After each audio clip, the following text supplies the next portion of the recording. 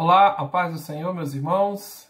Que a graça e a paz do Senhor esteja contigo nessa hora, nesse momento em que nós nos reunimos novamente pela graça de Deus, pelo favor de Deus, para estudar, aprender e sermos edificados pela palavra do Senhor.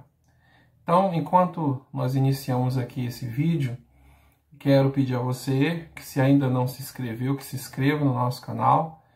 É muito importante que o número de inscritos ele aumente. Está aumentando gradativamente, mas compartilhe, aproveite agora esse momento que você recebeu esse link aí no seu celular. Mande para alguém. Não importa se a pessoa não vai assistir agora, se a pessoa é temente a Deus ou não é.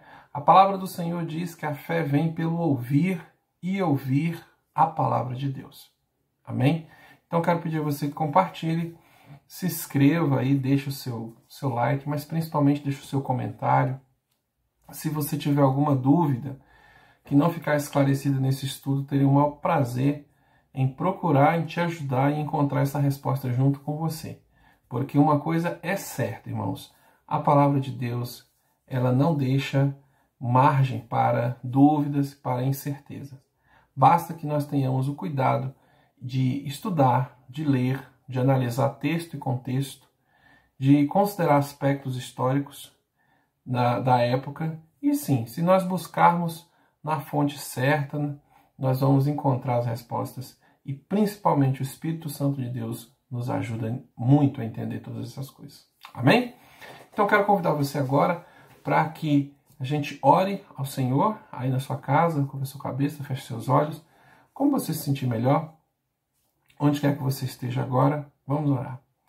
Bondoso e eterno Pai, nós nos colocamos, Senhor Deus, como igreja, reunidos em Teu nome, Senhor, em vários locais, por essa cidade, por esse país, e nós te pedimos que o Senhor nos abençoe agora e que o Teu Santo Espírito nos guie em toda a verdade, em todo o entendimento, para a glória de Deus, para que sejamos esclarecidos, para que a nossa fé seja vivificada, para que a nossa vida seja transformada e para que sejamos a Bíblia daqueles que não leem a Bíblia. Amém. Então seja bem-vindo. Nós vamos continuar hoje com o nosso estudo de 2 aos Coríntios e hoje, muito especial, o capítulo 10, que, obviamente, é a extensão daquilo que nós estudamos no capítulo 9, quando foi tratado das doações que Paulo estava organizando junto à igreja de Corinto para ajudar os irmãos da Judéia e de Jerusalém que estavam passando por necessidades. Então nós verificamos ali temas importantes com relação à doação, com relação a doar segundo o propósito do coração, uma vez que se tratava de uma doação já organizada, já solicitada. Certo?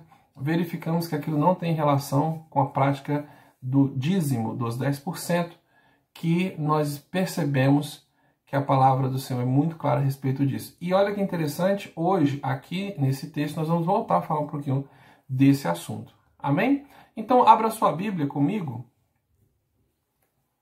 em 2 aos Coríntios, segunda carta de Paulo aos Coríntios, e nós vamos começar a partir do versículo 1, e observe, irmãos, que todo aquele tom cordial, aquele tom elogioso que Paulo tinha, tratou no capítulo 9, ele vai dar uma mudada aqui meio que brusca. Nesse momento, o tom da conversa de Paulo vai mudar. Ele volta novamente a fazer defesa do seu ministério. Talvez alguns historiadores, teólogos, entendem que pela circunstância do texto, alguma coisa aconteceu depois daquela oferta que foi recolhida, depois que isso foi bem sucedido, depois que a igreja doou generosamente, alguma coisa pode ter acontecido que fez com que o apóstolo Paulo tivesse a necessidade de retomar algumas coisas que ele já havia explicado, certo?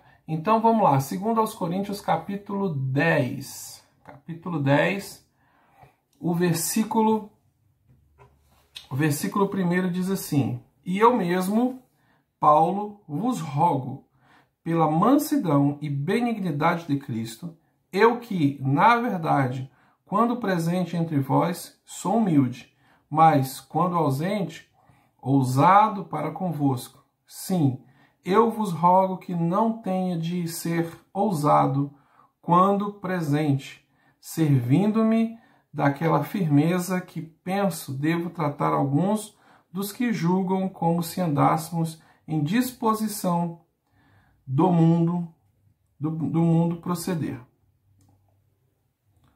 Desculpa, em disposição de mundano proceder. Versículo 3. Porque, embora andando na carne, não militamos segundo a carne, porque as armas da nossa milícia não são carnais, e sim poderosas em Deus, para destruir fortalezas, anulando sofismas, em toda altivez que se levante contra o conhecimento de Deus, e levando cativo todo pensamento à obediência de Cristo. Amém? Cometi um pequeno errinho na leitura aí, os irmãos, por favor, me perdoem. E aí, irmãos, eu quero começar aqui chamando a sua atenção para algumas coisas bem interessantes que nós notamos aqui no texto. Ora, Paulo ele começa dizendo assim: ora, eu mesmo, vos rogo pela mansidão, pela benignidade de Cristo, em que, na verdade, quando presente entre vós, sou humilde, mas quando ausente, ousado para convosco. Sabe o que está acontecendo aqui? Tudo indica que Paulo estava defendendo alguma acusação que ele havia recebido, ou por carta, ou que alguém passou para ele. Novamente, parece que a igreja está sendo influenciada por um grupo de pessoas, ou um grupo de irmãos ali, ou falsos pastores, falsos profetas, que estão novamente se infiltrando na igreja e estão criticando Paulo. Aí, irmãos, olha que coisa perigosa. Você já reparou que isso não é uma novidade? Normalmente, as pessoas que são dissidentes das igrejas, normalmente, inclusive, aqueles que saem e abrem suas próprias igrejas, eles sempre começam com essas estratégias. Eles são da igreja, ele conhece os irmãos, eles têm acesso à casa dos irmãos, mas, de repente, eles começam a criticar quem? Justamente o pastor da igreja. E motivo para criticar um pastor, irmãos, eu corro aqui o risco de dizer, por esse pouco tempo de pastoreado auxiliar, explicando aqui que eu sou pastor auxiliar, mas por esse pouco tempo acompanhando de perto, eu sei que muitas vezes motivos para criticar o pastor não faltam. Porque o pastor ele tem que corrigir, ele tem que chamar atenção, ele tem que ser aquela pessoa que vai dizer coisas que muitas vezes nós não estamos dispostos a ouvir. Então, nesse caso aqui, Paulo está fazendo uma defesa e ele está dizendo o seguinte: rogo-vos que em verdade, quando presente entre vós, sou humilde, mas quando ausente, sou ousado. A crítica em relação a Paulo aqui é porque alguém estava dizendo assim: olha, eu acho engraçado. Paulo, quando escreve uma carta para a gente, nossa, é uma carta dura, repreendendo, chamando a nossa atenção, nos exortando, apontando nossas falhas, nossos erros. Mas quando ele está aqui, pensa num camarada manso. Pense num camarada humilde, cordial, sabe? Um cara assim que não causa impacto. Coisa. Agora, para escrever ele é bom, né? Para escrever ele é muito bom. Então era mais ou menos isso que estava acontecendo, pelo que nós estamos entendendo aqui.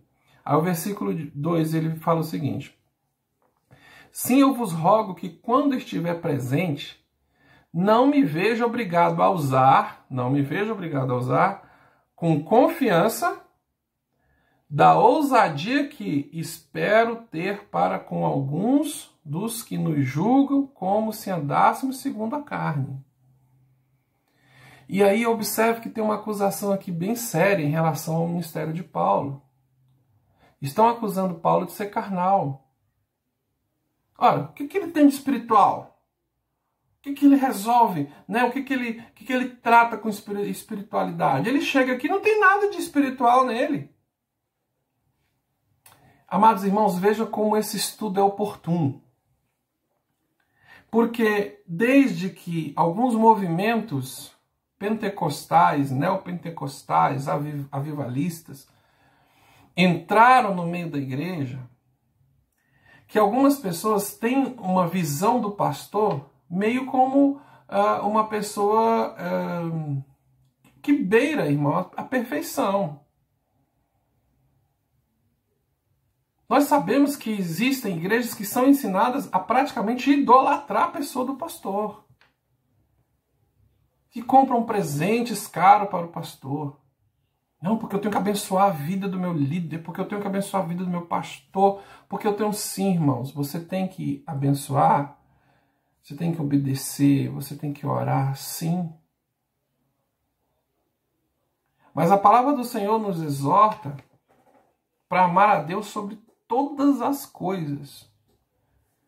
Eu obedeço o meu pastor por amor a Deus. E eu não posso idolatrar a figura do pastor, ou achar que ele, tudo que ele diz é espiritual, tudo que ele fala é espiritual, tudo que ele, o gesto do pastor, o lugar que o pastor sentou é santo. Vamos lá, vamos entender. Olha aqui o texto. Alguns estavam acusando Paulo de ser um cara comum, totalmente comum, sem nada de Deus, sem nada de espiritual, sem nada de sobrenatural, como costumam dizer. E ele está dizendo o seguinte: eu rogo, irmão, que eu não precise, eu peço a vocês que eu não precise usar da ousadia que eu tenho. Olha como ele está dizendo. Que ele fala da ousadia com confiança, com alguns de vocês que nos acusam de sermos carnais.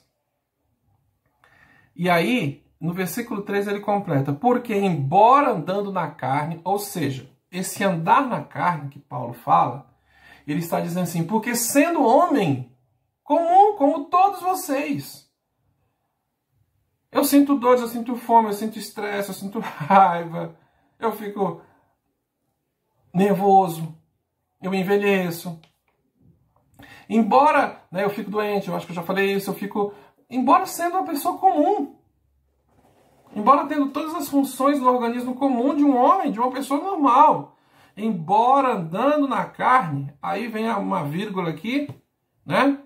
Não militamos segundo a carne, ou seja, não lutamos segundo a carne. Aqui ele está dizendo, você que olha para mim e acha que eu sou carnal, é porque você não acompanha as lutas, não está comigo nas batalhas que eu travo, porque você veria que as lutas que travamos, as batalhas que travamos, não são batalhas vencidas com armas carnais. Qual é a principal arma carnal que a maioria das pessoas temem em usar? É falar. Porque eu acho, porque comigo, no meu caso, na minha situação, porque eu não aceito esse tipo de coisa, porque tá vendo? Eu. E Paulo ele está falando assim, porque embora sejamos homens comuns, pessoas comuns, as nossas lutas não são vencidas com armas carnais. Versículo 4. Pois as armas da nossa milícia, ou da nossa luta, não são carnais, mas poderosas em Deus, para demolição de fortalezas. Guarda essa palavra aí. As armas de Deus são poderosas para demolir fortalezas. Só para aguçar aí um pouquinho a sua memória, lembre-se de Efésios capítulo 6, que nós cantamos tantas vezes nos nossos cultos. Louvado seja Deus. Ele está falando de armas espirituais. Lembre-se de Efésios 6. Para demolição de fortalezas. Versículo 5. Derribando raciocínios de todo baluarte que se ergue contra o conhecimento de Deus, e levando cativo todo pensamento à obediência de Cristo. E eu quero ler esse versículo em uma outra versão que eu tenho aqui, a versão de João Ferreira de Almeida, que é a que nós mais usamos. E ele diz o seguinte,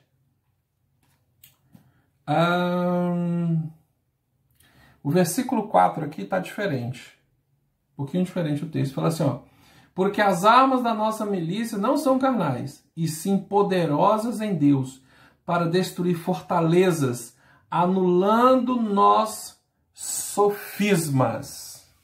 Anulando nós sofismas. Essa palavra sofisma é uma palavra que muita gente não compreende. E não é culpa sua, tá, meu irmão? Muita gente não compreende porque ela não é uma palavra usual. Sofisma. Existe discurso sofismático. As propagandas de televisão, irmão, são sofisma puro, puro, puro, puro.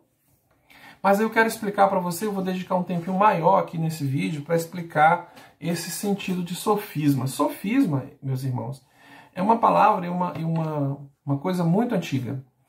Ela vem da Grécia Antiga. Inclusive, é matéria de filosofia os chamados sofistas. Quem eram os sofistas?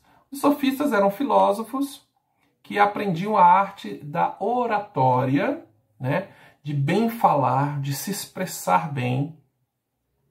E eles desenvolveram algumas técnicas de oratória que depois vão ser condenadas por Sócrates e por Platão. Inclusive, eles vão se tornar meio que rivais, inimigos, durante muito tempo. Então, os sofistas eram filósofos, mais conhecidos também como professores, que eles cobravam, né? E daí o sentido da antipatia de muitos outros filósofos, porque eles cobravam para ensinar as pessoas como conseguir o que elas queriam através da oratória.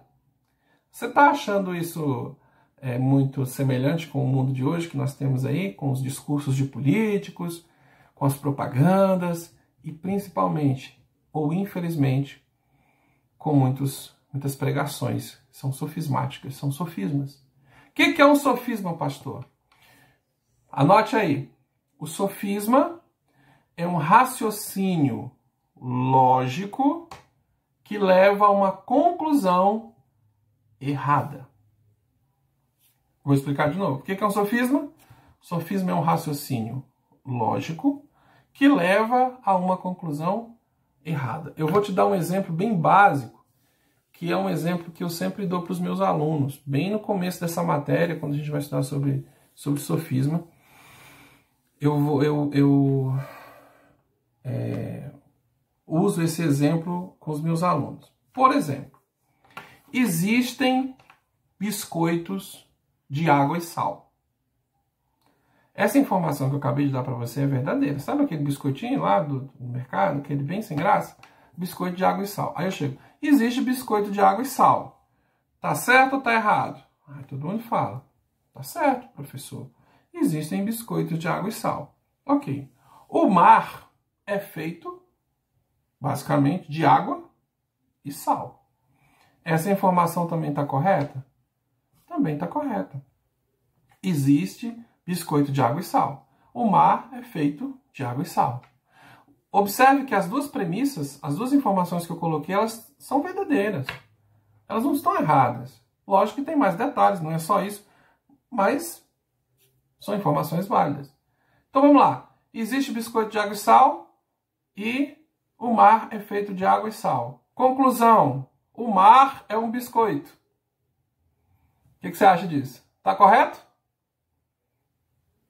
Ou então dizer o mar é um biscoito, ou então dizer que o biscoito é o mar?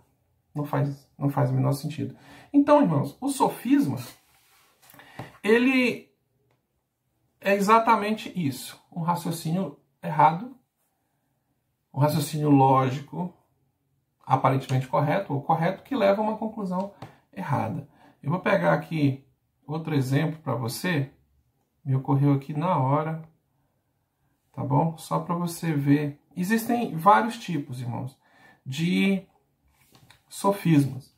Então, Paulo está falando aqui que as armas espirituais são poderosas para anular, para combater, para destruir fortalezas.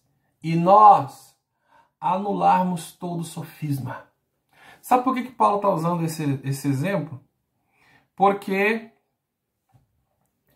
sofisma vem da onde? Da Grécia. Então, a igreja de Corinto era uma igreja que haviam gregos também, haviam ali também pessoas adeptas dessa cultura. Olha só, eu peguei aqui agora aqui na internet exemplos de sofisma. O amor é cego. Já ouviu isso? É verdade? O amor é cego. Faz sentido para você? O amor é cego. Deus é amor. Deus é amor, irmãos? É amor, glória a Deus, pastor. Deus é amor. Conclusão. Se o amor é cego e se Deus é amor, então Deus é cego? Não. Você sabe que não. Né? Outro aqui para a gente encerrar essa parte. Se comer vegetais emagrece, elefante e hipopótamo não deveriam ser gordos. Essa é boa, vou ler de novo. Se comer vegetais emagrece, não emagrece, irmãos? Você vai fazer dieta, cara, corta o arroz, tira as carnes, vamos comer só vegetal para você, só verdura, só legumes, só folhagem para você emagrecer. E aí, né, os legumes e os vegetais ajudam a emagrecer? Certo. Mas os elefantes e os hipopótamos não emagrecem. E é basicamente a dieta deles. Então observe que sofisma é uma coisa que está presente em tudo. Sabe esse comercial de televisão que você assistiu antes de começar aqui o nosso vídeo, ou vai assistir depois, ou então esses vários comerciais que rolam aí no próprio YouTube? Você sabe muito bem que passa uma imagem de uma coisa que na prática não é. Desodorante. Passa o desodorante, de repente aparece um monte de mulher querendo ficar com você. Não vai rolar, filha. Não é assim que acontece. Tá bom? Então Paulo ele está colocando aqui que as armas espirituais são poderosas para a demolição de fortalezas, derribando todo raciocínio de todo baluarte que se ergue contra o conhecimento de Deus e levando cativo o pensamento à obediência de Cristo. Aqui, irmãos, tem uma coisa tremendamente séria. Algumas pessoas estão em rede social debatendo, ou então nas igrejas, e esse movimento neopentecostal que surgiu no Brasil focou muito em curas e milagres, e invocação do demônio para ser expulso. E eu quero dizer uma coisa para você, irmãos. Você acha que a grande estratégia do inimigo é fazer você ficar doente para você perder sua salvação? Você acha que a grande estratégia do inimigo é mexer na sua saúde, no seu emocional, no seu... Não tenha dúvida, irmãos, que isso é fruto do quê? O que a Bíblia diz? O que faz com que eu adoeça? É o pecado. É o pecado. Mas, pastor, você estava doente? Sim, irmãos. A Bíblia fala, todos nós pecamos e destituídos estamos da glória de Deus. E nós estamos doentes e adoecemos por causa do pecado. Do primeiro lá cometido no Éden. Nós temos um corpo suscetível a doenças. Olha como é que está o mundo, irmãos. Nós ficamos doentes por causa do pecado. Nossa carne não vive para sempre. Ela adoece. Ela é fraca. Então, quando nós observamos um versículo como esse, nós não prestamos atenção, irmãos, no grande foco do inimigo. O que estava acontecendo na igreja em Corinto? O ministério de Paulo, mais uma vez, estava sendo questionado. A autoridade de Paulo estava fazendo acusações. Olha, ele fala muito pelas cartas. Ele diz muito pelas cartas. Não, para falar, né, por cartas ele é todo. Mas quando chega aqui é um cordeiro.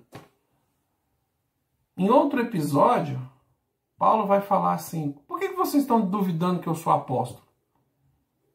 Quem foi que abriu essa igreja? Quem foi que cuidou de vocês? Quem foi que pastoreou vocês?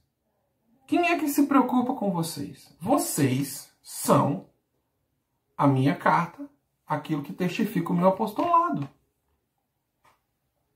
A mesma coisa quando alguma pessoa vem de repente criticar ou questionar assim a autoridade que o pastor Ari tem. Apóstolo Ari tem. O apóstolo Ari, não sei o que, não é apóstolo e tal. Irmão, presta atenção. Já caminhou com ele? Você já observou a história? Todo o trabalho, todas as igrejas que já foram abertas, toda a extensão da atuação do apóstolo, se ele não é apóstolo, é o quê? Se Paulo não é apóstolo, por todo o trabalho que tinha com a igreja de Corinto, então o que ele era? Com a igreja de Éfeso? Com a igreja de Filipe? Com tantas igrejas. Mas tem sempre alguém lá, irmão, para espalhar sofisma. Outra coisa, voltando ainda dentro desse raciocínio, mas levando para outro sentido, tem muita gente na igreja presa a sofismas, a ideias erradas. E aqui ele está falando que o objetivo é levar cativo o pensamento à obediência de Cristo. Qual é o objetivo de Paulo? Do mesmo jeitinho, irmãos, que tem mentes aprisionadas por sofisma na nossa comunidade cristã, com conceitos que não são bíblicos, com ideias que não são bíblicas. Mas a mente ela vai criando um emaranhado de conexões para justificar aquilo que, no fundo, eu quero pensar sobre determinada coisa. Um exemplo aqui, volta a falar, é a questão do dízimo. Existem pessoas, pastores famosos, que são contra, que endossam diversos sofismas. E muitas pessoas, aqueles que não querem dizimar, porque o coração é duro mesmo, que ficam procurando motivos, né? Aí eles usam determinados argumentos e falam assim: no Novo Testamento não fala sobre dízimo. Dízimo só é falado no Antigo Testamento.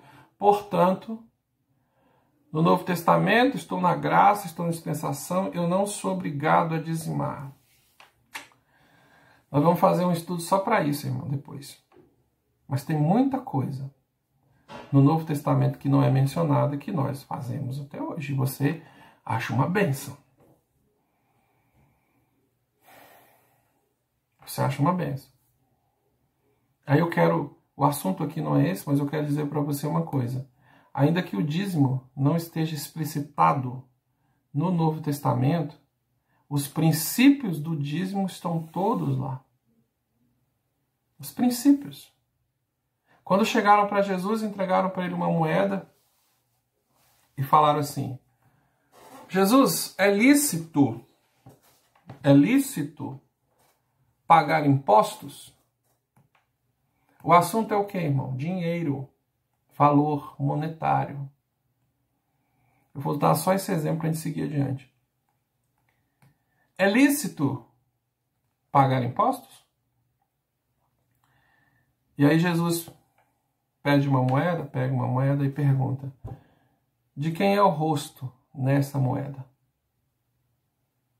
Alguém responde: é de César.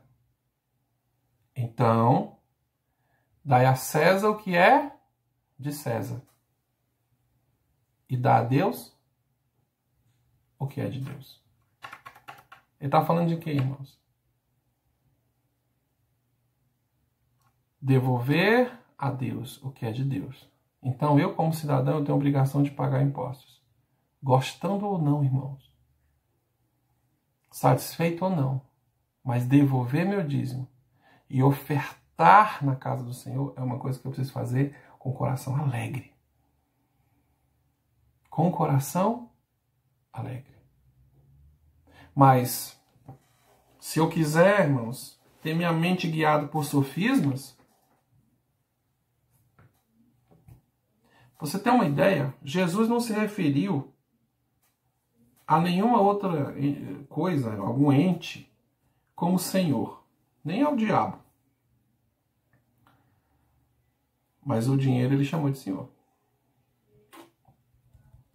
Quando ele se refere que o amor ao dinheiro é a raiz de todo mal. Em uma outra passagem, ele vai se referir que muitos são dominados por esse amor, por esse dinheiro, por esse valor. E só é dominado quem tem um Senhor. Enfim, vamos em frente? Para a gente concluir aqui. Olha só, irmãos. Versículo 6. Estando prontos para vingar toda desobediência quando for cumprida a vossa obediência. Versículo 7. Olhai para as coisas segundo a aparência. Está chamando a atenção. Você está olhando para Paulo achando que ele é carnal? Porque está olhando para a aparência. Se alguém confia de si mesmo que é Cristo, pense outra vez nisso consigo. Que assim como ele é Cristo, também, alguém é de Cristo, também nós somos. É porque as pessoas estavam chegando lá e falando assim, ó, esse apóstolo de vocês aí não está com nada, ele não é de Cristo, nós somos de Cristo. Aí Paulo está falando assim para ele, tá, se vocês estão dizendo que são de Cristo, eu também posso dizer que sou de Cristo. E aí? O que isso muda?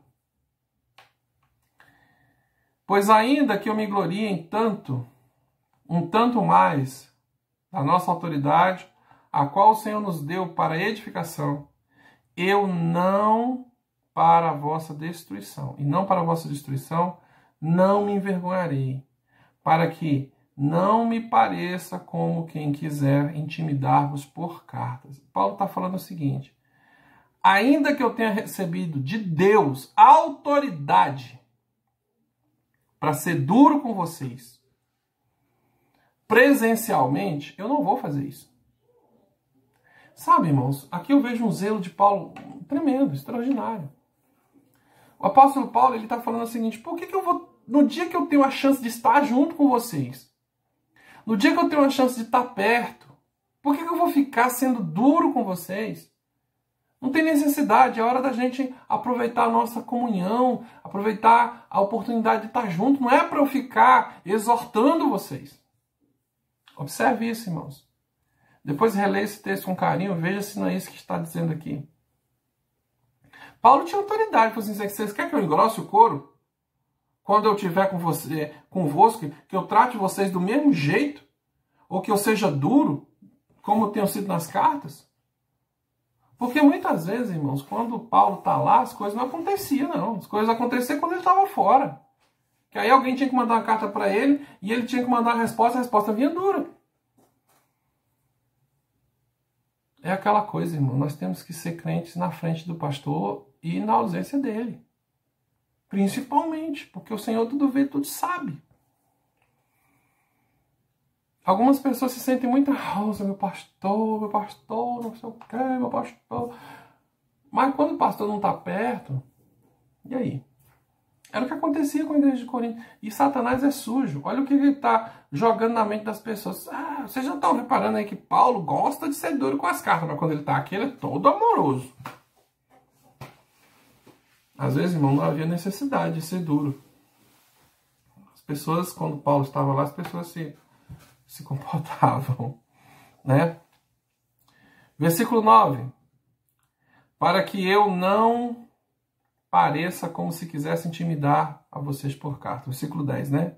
Porque eles dizem, as cartas deles são graves e fortes, mas a sua presença corporal é fraca e a sua palavra desprezível.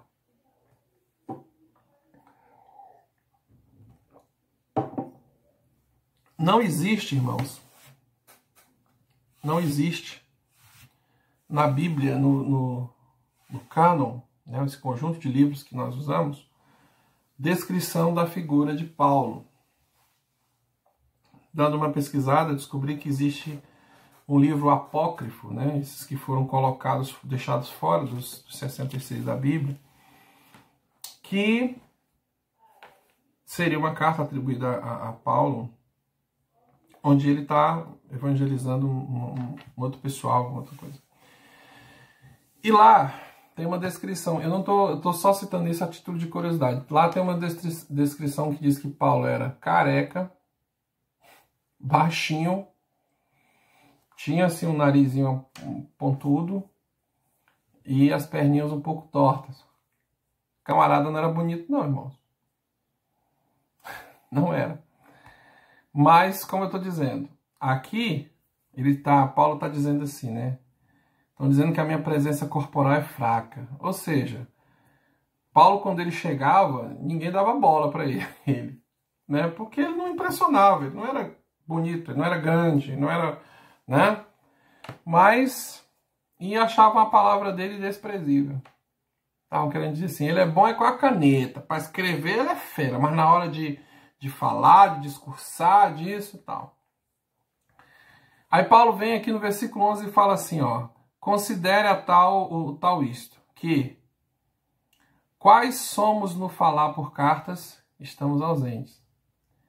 Tais seremos também no fazer, estando presentes. Ou seja, mexeram com Paulo, ele vai responder à altura aqui, né?